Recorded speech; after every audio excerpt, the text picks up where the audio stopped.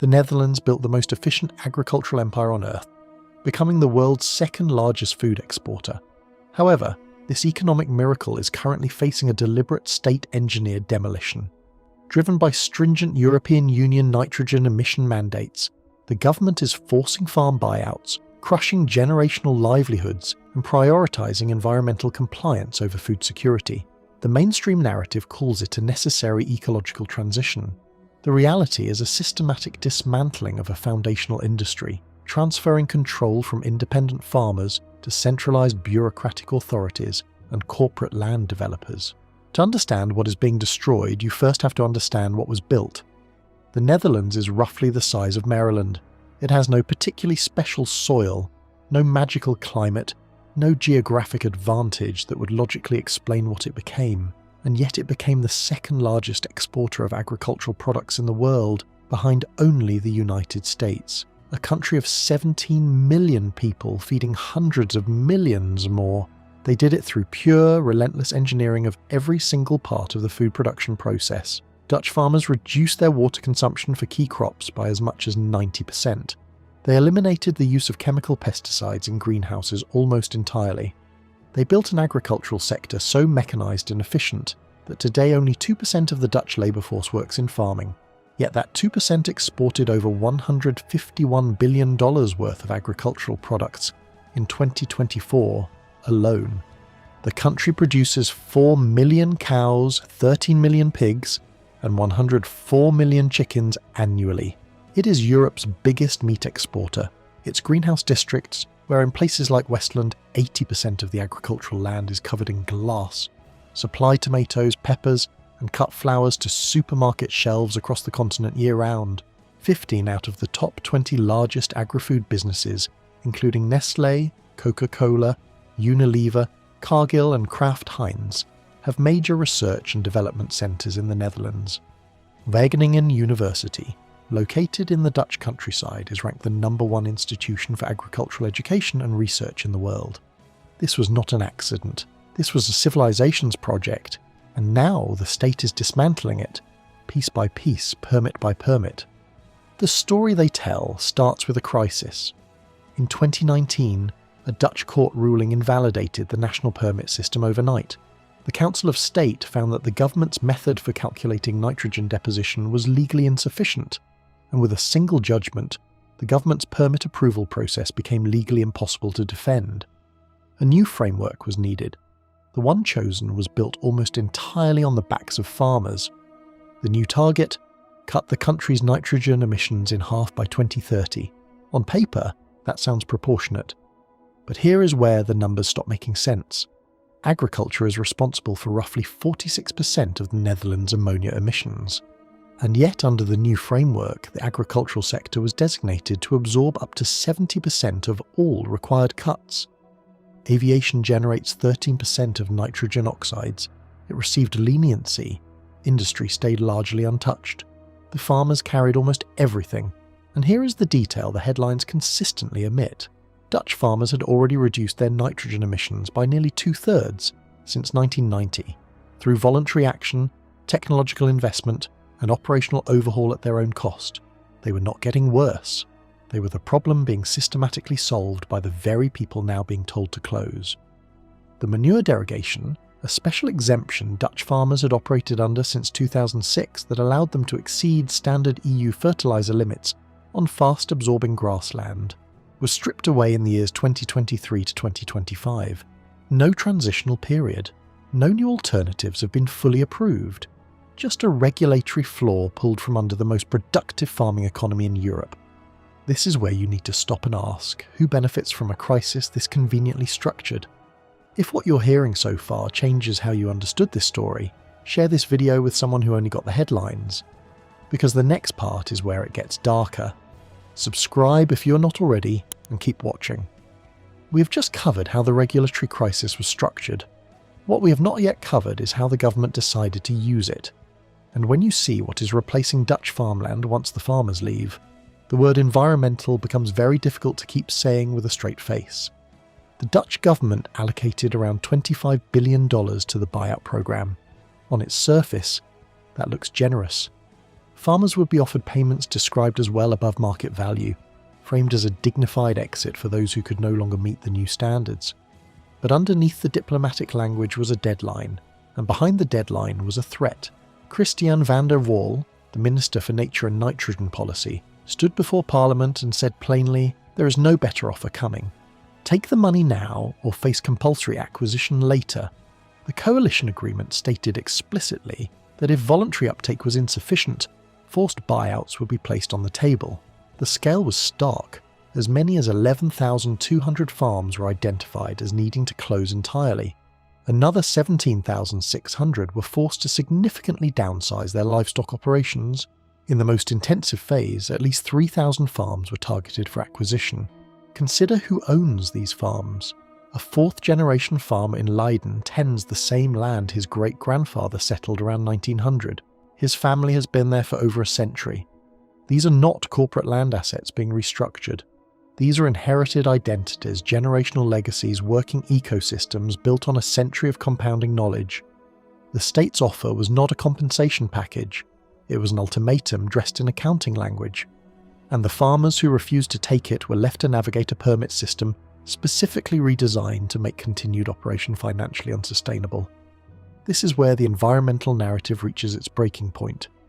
In December 2021, the municipality of Zeewolde, a small agricultural town built on reclaimed land, approved the construction of a massive metadata center.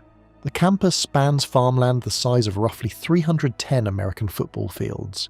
It is as large as all of the Netherlands' existing hyperscale data centers combined. Microsoft has a major data center campus in Holland's Kroon, 50 kilometers outside Amsterdam on agricultural land. Google and CyrusOne operate nearby facilities. Now, here is the part that demands full attention. Data centers are not nitrogen neutral.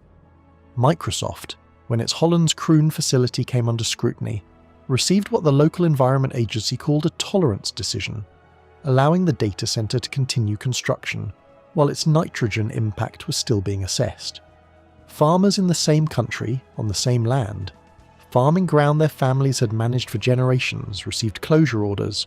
One class of nitrogen emitter was accommodated, another was eradicated. And what replaced the farms was not rewelded nature or biodiversity corridors. It was a server infrastructure for the largest corporations in the world. Track what the land becomes after the farmer signs the buyout. That map tells you everything the nitrogen reports deliberately leave out.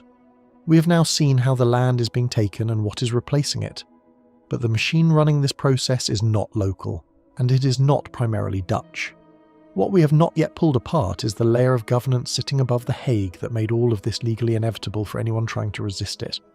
The Netherlands has over 160 protected areas designated under the EU's Natura 2000 Nature Conservation Network. These designations come from European Union directives, specifically the Habitats Directive and the Birds Directive, and they carry legal force that overrides national legislation. Under EU law, member states must not only protect but also actively restore these areas. Any economic activity deemed to cause deterioration is legally challengeable. And in the Netherlands, those challenges arrived in waves after 2019.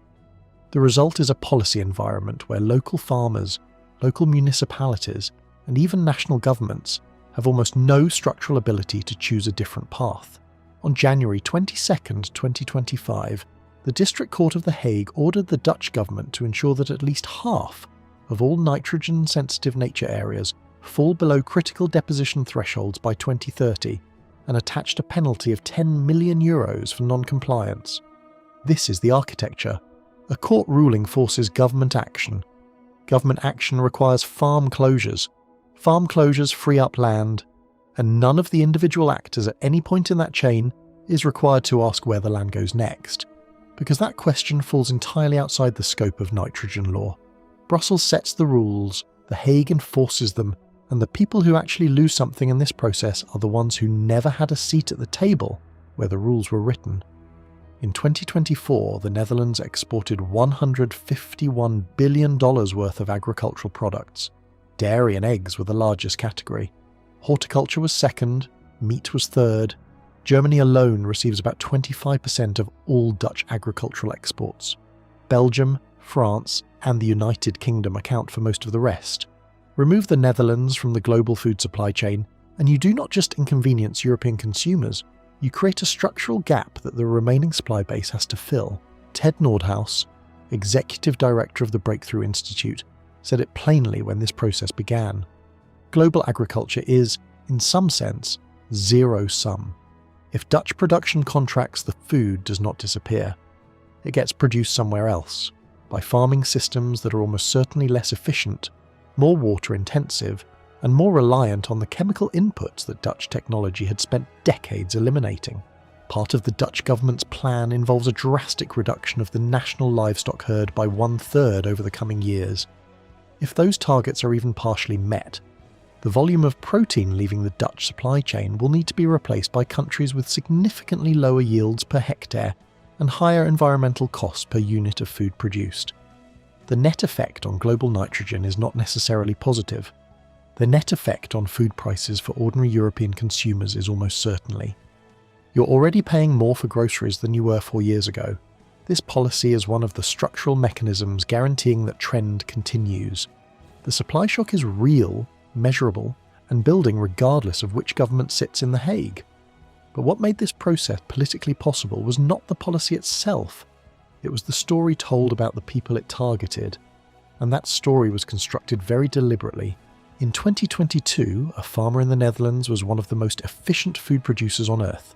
By 2023, that same farmer, standing in the same field, was routinely described in media coverage as a polluter, an obstacle to progress, and a beneficiary of an exemption that had been allowed to run too long. The framing required amnesia. Dutch farmers had reduced their nitrogen emissions by nearly 2/3 since 1990 through voluntary action and technological investment. The greenhouse sector had eliminated almost all chemical pesticide use. Water consumption for key crops had been cut by up to 90%. None of that featured prominently in the coverage of the nitrogen crisis. What featured prominently was footage of tractors blockading highways and manure being dumped on motorways. These were real acts. There were also predictable responses from people watching their families' livelihoods being legally dismantled in real time. The coverage consistently chose the footage over the context. When Donald Trump voiced support for Dutch farmers, calling the government's approach climate tyranny, that association was used by commentators to delegitimize the entire protest movement. The same outlets that spent years scrutinizing elite power structures suddenly found it very convenient to describe a fourth-generation dairy farmer as a useful idiot for far-right populism. The goal was not coverage, the goal was categorization.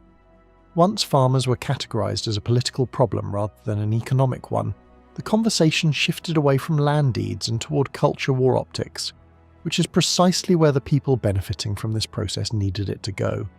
3 things are now lit, and all 3 are burning simultaneously. The first is supply chain contagion. The Netherlands is not just a producer, it is a routing hub.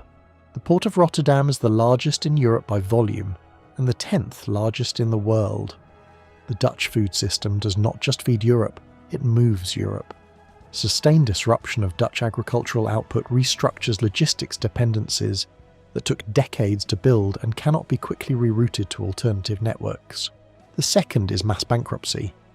Farm buyout costs, according to a 2025 study by ABN AMRO, an agricultural consultancy CLM, run between 43 and 49 euros per kilogram of nitrogen reduction annually.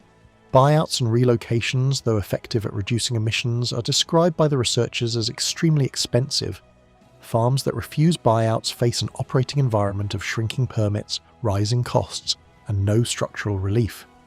The bankruptcy wave is already building. The third is political rupture.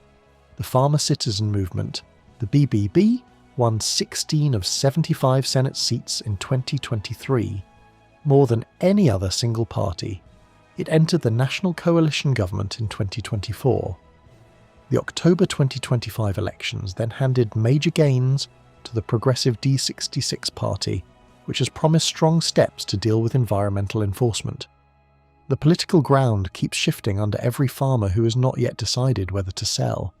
When 3 fuses burn at different speeds toward the same point, the question is not whether something breaks. The question is which wire you're standing closest to when it does. Here is the only instruction that actually matters at the end of this video. Stop reading nitrogen maps, start reading land deeds. The nitrogen crisis was real in the sense that measurements existed. But measurements exist for everything. The question is always which measurements get acted on, at what speed, with what enforcement mechanism, and at whose cost. The specific configuration of answers to those questions in the Netherlands over the past 6 years follows a pattern that environmental policy alone cannot explain.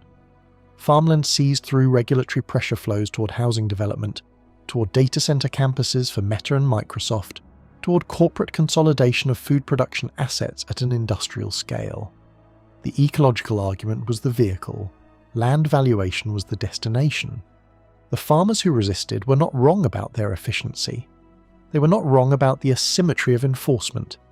They were not wrong that aviation and industry, and the largest corporate nitrogen emitters in the country, were treated with a standard of patience that was never extended to a fourth-generation dairy farmer in Leiden or a greenhouse operator in Westland. What they were unprepared for was how completely the story could be rewritten around them while it was happening. You now have the version that the nitrogen maps do not show. What you do with it is track the land, track the capital, track who is building on the farms that closed, because the agricultural empire that took a century to construct is being dismantled in less than a decade, and the people who will benefit most from its disappearance have no incentive to ever explain why. The question is no longer what is happening in the Netherlands. The question is whether you are watching closely enough to see who is running the same playbook everywhere else.